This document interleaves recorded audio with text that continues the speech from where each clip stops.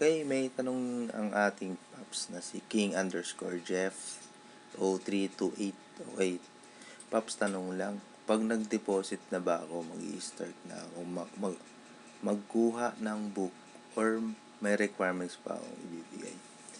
Okay, Paps, kung na-activate na yung account mo, di ba, may mga requirements na hiningi sila, alam mo, di ba? Yung lisensya, ORCR, NBI, yan.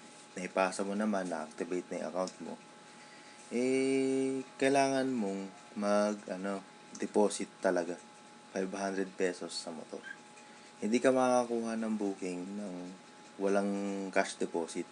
Yan yung requirements talaga ni Lalamove bago ka makabiyahe. Final na yan. Wala nang yung bag kasi optional eh. So yan, automatic na yan pag nag-cash deposit ka na, doon ka na makakuha ng booking. So yun, sana nasagot ko yung katanungan mo. At follow ko na rin dito sa TikTok account ko. So yun, ride safe sa'yo, Paps.